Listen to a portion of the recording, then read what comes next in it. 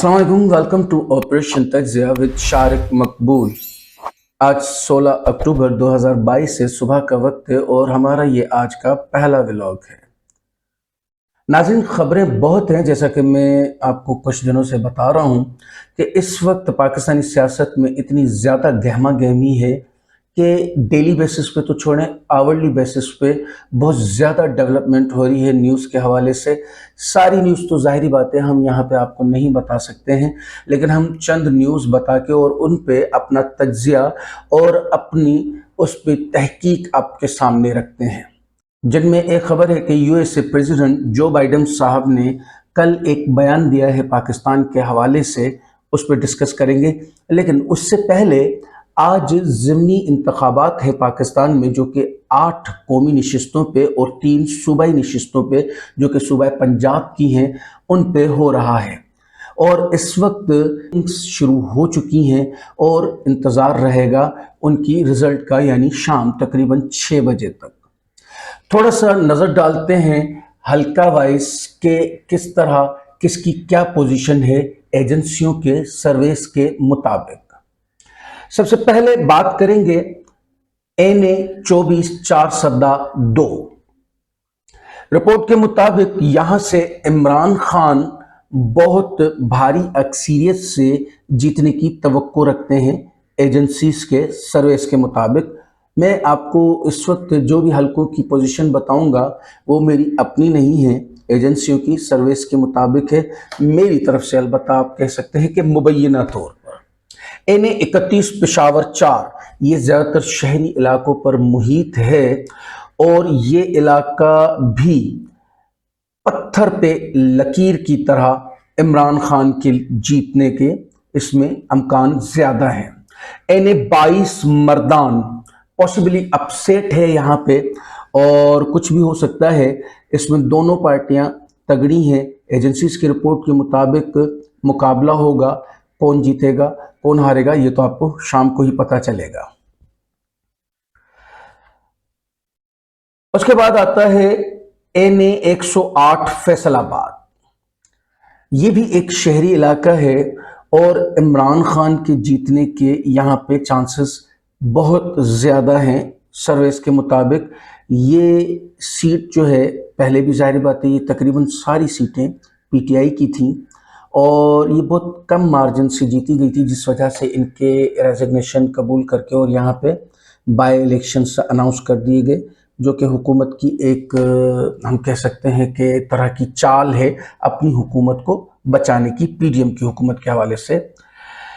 NA 118 Nankana साहब, ये भी बेसिकली ननकाना सिटी की सीट है और शहरी इलाकों पे मुहित है और यहाँ पे नेक टू नेक मुकाबला है। यहाँ पे भी बहुत सख्त मुकाबला होगा और दोनों के चांसेस तकरीबन बराबर कह सकते हैं। अब ये तो शाम ही बताएगी कि रिजल्ट क्या आता है। उसके बाद है एनए 157 मुल्तान की सीट। ये 80% दही इलाका है और 20% इसमें शहरी इलाका काउंट होता है। इसमें थोड़ा सा खतरा ये आ रहा है, इसमें महमूद शाह कुरैशी की बेटी महर Bano Qureshi as a PTI candidate खड़ी हुई हैं, जिनके अगेंस्ट में है मूसा गिलानी, यूसुफ रजा गिलानी के बेटे, जिनकी पोजीशन भी बहुत स्ट्रॉन्ग है। और यहाँ पे इस वक्त जो पोजीशन एजेंसियों के हवाले से बताई जा रही है उसमें पीटीआई थोड़ी सी वीक है और शाम तक का इंतज़ार करना पड़ेगा कि किसके हक में फैसला आता है। मलीर 2 कराची, जाहिर बात है कराची की तमाम सीटें शहरी इलाका होता है, इसमें भी पीटीआई के चांसेस ज़्यादा हैं बाकी 13 जमातों के ख़िलाफ़। इस वक्त कराची में वैसे भी पीटीआई का तोती बोलता है और एक्सपेक्टेड ये है कि कराची की दोनों सीटें पीटीआई ले जाएगा। दूसरी सीटें एनए 247 कोरंगी, ये भी कराची का शहरी इलाका है और ये कंफर्म पक्की सीट है पीटीआई की रिपोर्ट्स के मुताबिक। अब बात करते हैं सूबाई असेंबलीज के हवाले से। पीपी 139 शेखुपुरा, ये गद्दी सीट होती है और शरकपुरी साहब का जो एक अभी इस्तीफ़ा भी आया था और उस पर ये हो रही है। یہ گدیوں کی سیٹ ہوتی ہے، یعنی اس پہ جو گدی نشین ہے وہ جس کو بولے گا ووٹ دینا ہے یا مجھے دینا ہے تو وہ اس حساب سے یہ سیٹیں چلتی ہیں، اور یہ اس وقت گدی نشین صاحب جو ہے وہ پی ٹی آئی کے ساتھ ہیں، تو اس کا مقصد یہ ہے پی ٹی آئی کی یہ کنفرم سیٹ ہے۔ پی پی 241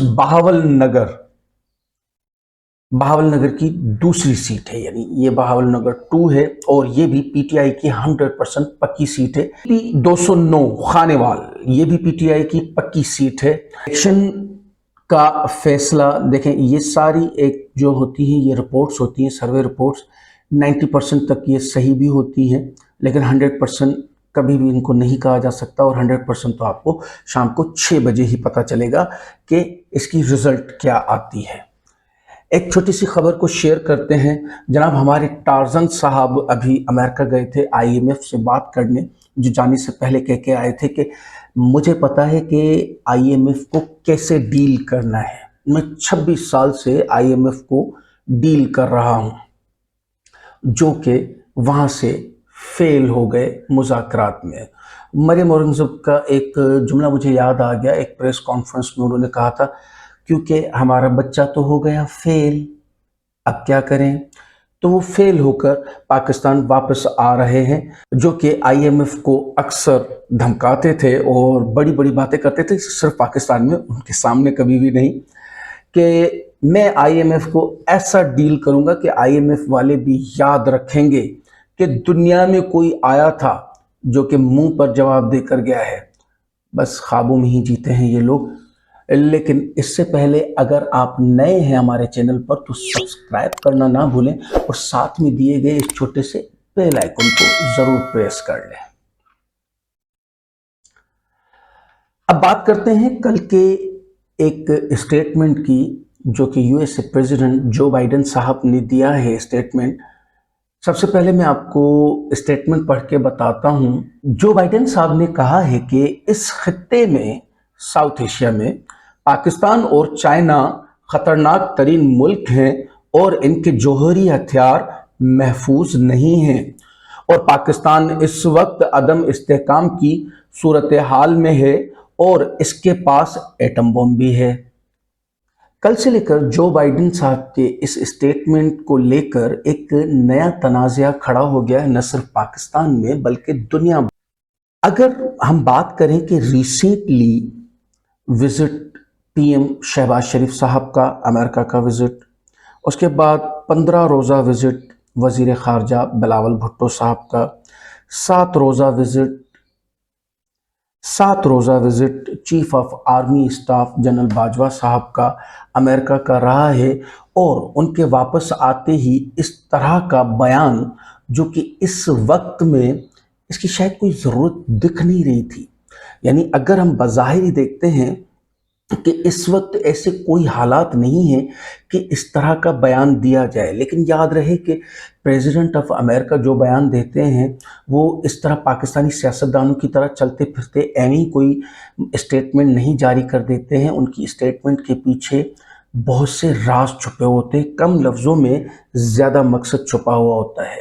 ان کی کسی بھی اسٹیٹمنٹ سے پہلے ان کو کافی بریف کیا جاتا ہے اس معاملے کے حوالے سے، اور وہ پھر اسی معاملے کو بہت کم الفاظ میں بہت میننگ فل بنا کر اور اپنا اسٹیٹمنٹ دے دیا کرتے ہیں اور ریلیز ہو جاتا ہے۔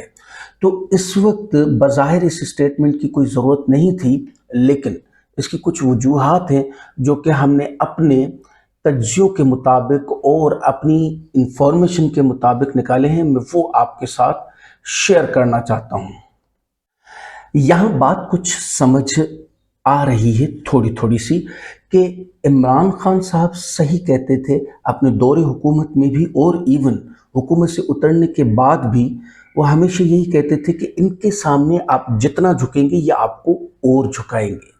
ایز یوزول ان کا ہمیشہ do more do more do more کا نعرہ رہتا ہے، آپ ان کے لیے جتنا بھی کریں، یعنی اگر آپ ان کے سامنے جھکیں گے تو یہ آپ کو لٹا دیں گے، اور آپ ٹیں گے تو یہ آپ کو قبر میں اندر ڈال دیں گے۔ ان کو اتنا چاہیے، کیونکہ بیسیکلی یہ پاکستان کو کبھی بھی اپنا ایلائی اور دوست نہیں مانتے ہیں، پاکستان کو اپنا غلام مانتے ہیں، اور اسی غلامی کے لیے ہی یہ سارا جھگڑا شروع ہوا ہے۔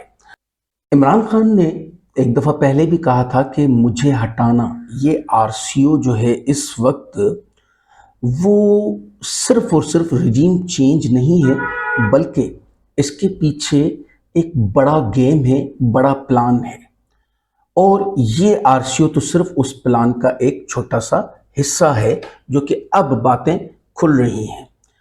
کرونا کے 2 سال کے باوجود بھی یہ ملک ڈیفالٹ کی طرف نہیں گیا، کیونکہ عمران خان کی پالیسیاں اور PTI کی پالیسیاں اس ملک کو ڈیفالٹ سے بچائے ہوئے تھی، اور ان کی اور بیرونی طاقتوں کی جو دیرینہ خواہشات تھیں کہ ڈیفالٹ کی طرف جائے تو ہم اپنے مقاصد پورے کریں، وہ پورے نہیں ہوئے، جس وجہ سے یہ RCO کیا گیا، پاکستان کو جان بوجھ کر ڈیفالٹ کے دہانے پر لا کر اپنی دیرینہ خواہشات کو پورا کرنا ہے۔ اگر آپ غور کریں، جتنا تیزی سے پاکستان ڈیفالٹ کی طرف گیا ہے، یعنی 5 سے 6 مہینے میں، اتنا تیزی سے دنیا میں کوئی بھی ملک ڈیفالٹ کی طرف نہیں جاتا۔ ڈیفالٹ کی طرف جانے میں وقت لگتا ہے، لیکن یہ جتنا تیزی سے گیا ہے، اسی بات کو مد نظر رکھتے ہوئے ہم لوگ یہ سمجھتے ہیں کہ یہ ڈیفالٹ کی طرف جانا آرگینک نہیں بلکہ فیبریکیٹڈ ہے۔ اسی بیان کو لیتے ہوئے یہ شاید اب ان کا جو عزائم ہے وہ نظر آنا شروع ہوئے ہیں، اور ان عزائم پہ پیش رفت ہونا شروع ہو چکی ہے۔ اللہ خیر کرے، نہ تو مقصد ہے کہ ہمارا ملک ڈیفالٹ کی طرف جائے گا، اور نہ ہی ہم اس دہانے پہ آئیں گے کہ ہمارے ایٹمی اثاثے ہم سرنڈر کر دیں۔ اب بیان کو تھوڑا سا ہم دیکھتے ہیں کہ اس وقت ایسا کیا ہوا کہ یہ اسٹیٹمنٹ ریلیز کرنا پڑا۔ چلیں، چائنا تو اپنے آپ کو خود ڈیفائن کرے گا، لیکن پاکستان ہماری ذمہ داری، بلکہ میری ذمہ داری ہے کہ میں ڈیفائن کروں، اور میری طرف سے جتنا بھی ہو سکتا ہے میں امریکہ کو جواب دوں کہ اس طرح کا اسٹیٹمنٹ پاکستان کے خلاف امریکہ کو دینے کی جرت کی۔ اس کے 3 اہم ثبوت ملتے ہیں کہ اس وقت IMF نے جو ریفیوز کر دیا ہے اسحاق ڈار صاحب کو کسی بھی طرح کے نئے مذاکرات یا ری سیٹلمنٹ کے حوالے سے۔ دوسری اس کی ہے کہ پاکستان کو جان بوجھ کر یہ ڈیفالٹ کے دہانے پر لے کر آ گئے ہیں۔ تیسری وجہ ہے Pakistani sovereign bonds. Sovereign bonds کے بارے میں تھوڑا سا آپ کو صرف ڈیفائن کر دوں۔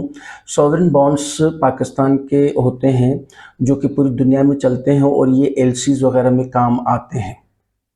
سوورن بانڈز عمران خان کی حکومت میں $110 میں پر بانڈ چل رہا تھا، جو کہ شہباز شریف حکومت آنے کے بعد بہت تیزی سے 60% ڈاؤن ہو کر اس وقت $35 سے $40 پہ چل رہا ہے، یعنی کسی قسم کی کوئی وقت تک نہیں بچی ہے اس کی۔ اور اب ان تینوں چیزوں کو مد نظر رکھتے ہوئے امریکہ اب اپنی وہ دیرینہ خواہشات کو پورا کرنے کے لیے سرگرم ہے۔ دیرینہ خواہشات میں اگر ہم دیکھتے ہیں تو ایک تو ہے پاکستان انڈیا میٹر۔ پاکستان اور انڈیا کو لے کر جو کشمیر کا معاملہ ہے، تنازع ہے، اس کو ختم کروانا۔ امریکہ کی خواہش ہے کہ اس تنازع کو پاکستان سائٹ پہ رکھ کے بھول جائے اور انڈیا کا بغل بچہ بن کر چلے۔ کیوں؟ کیونکہ اس وقت انڈیا جو ہے وہ ایلائی ہے، اسٹریٹجک پارٹنر ہے امریکہ کا، اور امریکہ اس وقت انڈیا کی ہر پالیسی کو اسی طرح اپناتا ہے یا اس کو مدد کرتا ہے اس کی پالیسیز میں کامیاب ہونے کے لیے۔ دوسرا جو دیرینہ خواہش ہے امریکہ کی اسرائیل کو ایکسیپٹ کرنے کے حوالے سے، وہ بھی آپ اس میں بھی جتنی پیش رفت ہو رہی ہے اور جتنی تیزی سے پیش رفت ہو رہی ہے وہ بھی آپ کے سامنے ہے، کس طرح سے ہمارے ڈیلیگیشنز اسرائیل جا رہے ہیں اور ان سے بات چیت چل رہی ہے اور ان کو ایکسیپٹ کرنے کے تقریباً قریب ہے۔ تیسری اور سب سے بڑی خواہش وہ یہ ہے کہ اپنے ایٹامک اثاثے सरेंडर करें। ये सबसे देरीना और सबसे बड़ी ख्वाहिश है अमेरिका की, जो कि चाह रहा है कि अपने एटमी असासे किसी भी तरह सरेंडर करें और ख़त्म हो जाए। क्यों? क्योंकि पाकिस्तान ने जब अपने एटमी बम के धमाकों के ज़रिए टेस्टिंग की थी, तो उसी वक्त से लेकर अमेरिका ने स्टेटमेंट जारी किया था कि पाकिस्तान के पास इस्लामी एटम बम है। मुझे ये नहीं समझ में आता कि इंडिया के पास जो एटम बम है उसको तो कभी हिंदू एटम बम नहीं कहा गया, या अमेरिका के पास जो एटम बम है उसको कभी ईसाई एटम बम नहीं कहा गया, लेकिन पाकिस्तान के पास जो एटम बम है उसको इस्लामी एटम बम कहा जाता है। हमारे इस्लाम से इनका बुग़्ज़ वैसे भी कभी ढका छुपा नहीं रहा, हमेशा से लेकर ये हमारे मज़हब के ख़िलाफ़ ही रहे हैं, और यही बेसिक वजह है कि वो पाकिस्तान को इतना दबाते हैं। इसीलिए ही पाकिस्तान को ज़रूरत है एक गैरतमंद लीडर की, जो कि था भी, लेकिन उसको हटा दिया गया हमारे अंदरूनी सहूलतकारों की मदद से। खबरें बहुत सारी हैं, मैं दूसरा व्लॉग कोशिश करूँगा कि आपको बहुत जल्द अज जल्द आपको पहुँचाऊँ। मिलते हैं अगले व्लॉग में। क्या सुनना और देखना चाहते हैं हमें अपने कमेंट्स में ज़रूर बताइए। वीडियो अच्छी लगी तो लाइक ज़रूर कीजिएगा, अपने फैमिली और फ्रेंड्स के साथ शेयर कीजिए। शुक्रिया।